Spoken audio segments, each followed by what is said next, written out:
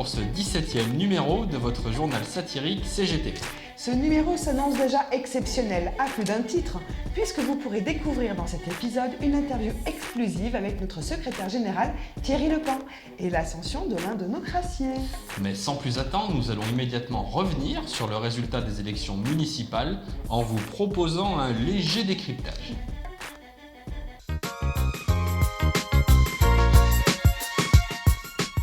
Les Stéphanois ont donc choisi de ne pas renouveler leur confiance en Maurice Vincent et son équipe et de donner un sérieux camouflet à la majorité sortante.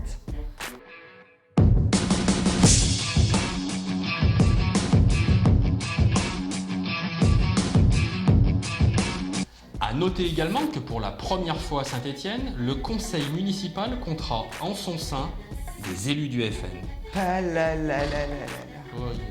Ils ont su tirer leur épingle du jeu avec une campagne tout en finesse et pleine de subtilité. Quand même, qu'y a-t-il de mieux dans la vie? Écraser ses ennemis, les voir mourir devant soi et entendre les lamentations de leurs femmes. C'est bien. Et donc, vous l'aurez compris, c'est la liste portée par Gaël Perdriau, Provoquons l'avenir, qui a remporté les élections. Attendons-nous juste 2 secondes sur ce slogan, Provoquons l'avenir. Provoquer l'avenir, c'est un concept à lui tout seul. Viens l'avenir, viens, tu crois que j'ai peur? Non, j'ai pas peur, viens l'avenir, viens, je t'attends, viens. Tu crois que j'ai peur? Non. Après 6 ans d'absence, c'est le retour de la droite aux manettes, une droite décomplexée, une droite revancharde qui a envie d'en découdre, bref, une droite qui annonce la couleur. Ça va chier! Ça va chier! Alors, au-delà du slogan qui nous a bien fait rire, on plaide coupable, au-delà de la couleur politique de la nouvelle majorité, il y a un programme. Et c'est ce programme qui nous interroge. Par exemple, les effectifs de la police municipale sont actuellement d'environ une centaine d'agents. Et il est prévu de doubler ce chiffre, mais à effectif constant au sein de la mairie. Et c'est là où le bât blesse, parce que pour trouver ces 100 postes supplémentaires, il va falloir en supprimer 100 autres dans les différents services de la ville. Et 100 postes, ce n'est pas rien. Je crois qu'on peut commencer à se compter. Oui. Par la gauche, comptez. 1, 2, 3, 4, 5, 6, 7, 8, 9, 10, 11. 12. Quoi qu'il arrive, et quel que soit le bord politique de la majorité, la CGT, comme à son habitude, restera indépendante et animée par la volonté farouche de défendre le service public et les agents. Il est facile de se rappeler le nombre de mouvements de grève qui ont eu lieu à notre initiative ces 6 dernières années pour se rendre compte que la couleur d'une étiquette politique nous importe peu lorsqu'il s'agit d'être aux côtés des agents. Bon alors, souhaitons quand même que l'amnésie qui frappe nos collègues d'autres organisations syndicales ne soit que passagère. J'ai la mémoire qui flanche, je me souviens plus très bien quel pouvait être son prénom et quel était son nom. Maurice dit « Oula, ça fait beaucoup de points d'écart ». Gaël dit « Yippi, j'ai viré Momo ». Orpi dit « Alloué, grand bureau, place de l'Hôtel de Ville, bail de 6 ans ». Sans plus attendre, nous retrouvons tout de suite un extrait de l'interview exclusive que nous a accordé Thierry Lepin. Vous pourrez retrouver l'intégralité de cet entretien sur Facebook, Dailymotion et YouTube. Donc bonjour Thierry, Bonjour. parmi nous à Saint-Étienne. Eh oui, pour la journée et puis la soirée fraternelle à laquelle je tiens beaucoup. C'est un moment d'échange, de rencontre un peu moins officiel avec les adhérentes et les adhérents de la CGT. Ça fait du bien. Ouais, ça fait du bien, on a besoin de ça. Oui. Ouais. Qu'est-ce que pense la CGT et en l'occurrence Thierry Lepin des réseaux sociaux? Alors la CGT, c'est compliqué ce qu'elle pense, comme toujours. Voilà.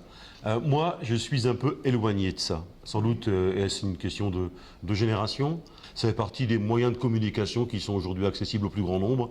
Bon, il faut que ça se développe et il faut vivre avec son temps. L'idée, c'est aussi d'utiliser ce moyen de communication pour rebooster la rue. Qu'est-ce que tu en penses, toi? Je pense qu'il y a peut-être un problème de communication.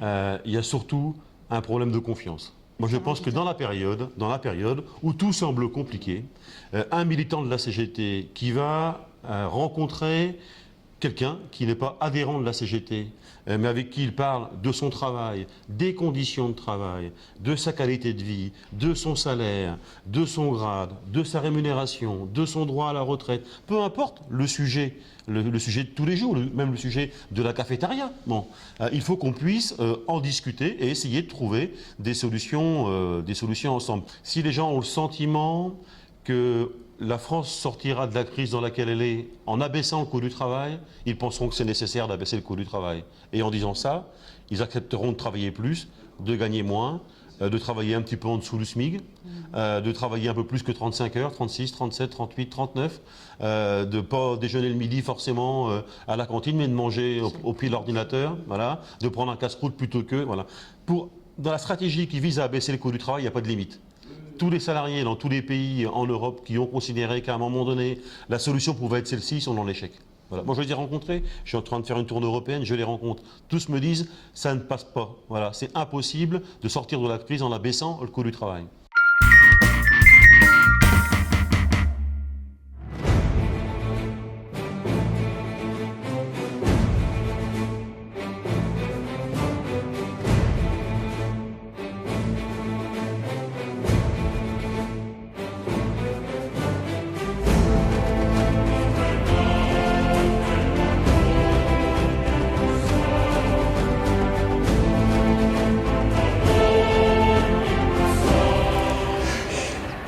Une idée de merde. C'était une idée de merde. Oh putain! On va tous mourir.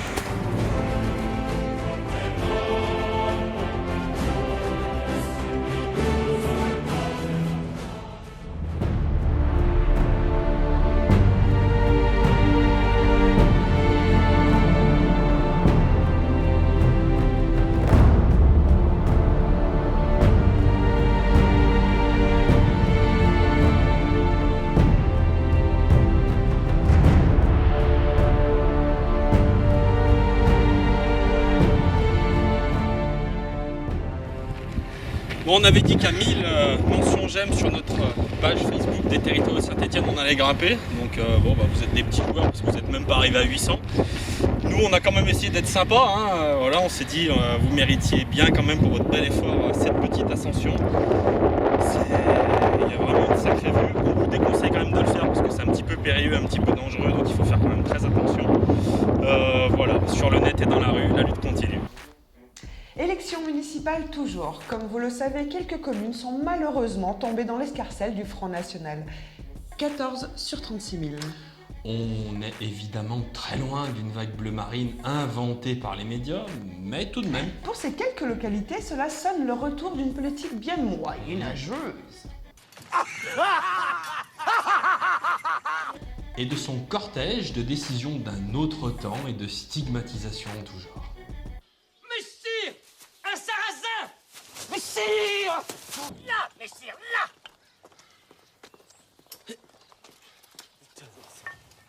T'es malade?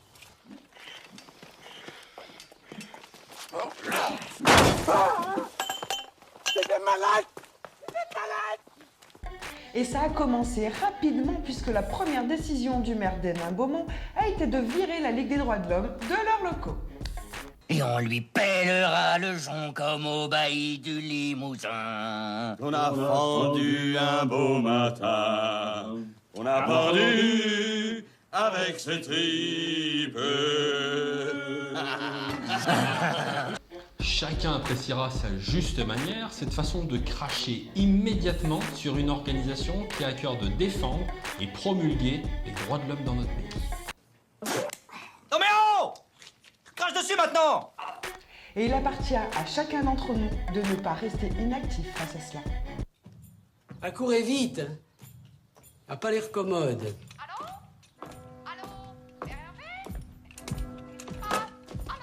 Et Comme dirait Thierry, sur le net et dans la rue, la lutte continue.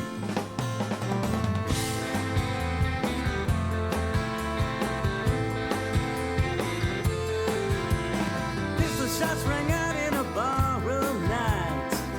There's a pal of Valentine from the upper hall. Sees a bartender lying in a pool of blood. Cries out, my God, that girl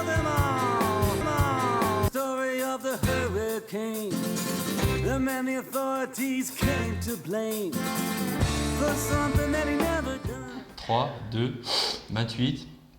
Dites 33. 33. Allez. Je regarde toi, je regarde la caméra.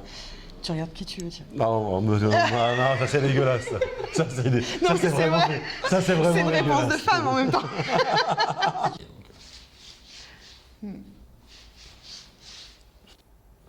Rajoute-en des caisses. Hein. Des caisses. Donc moins 2 points pour cette vanne. 2 points en moins à Gryffondor. C'est normal.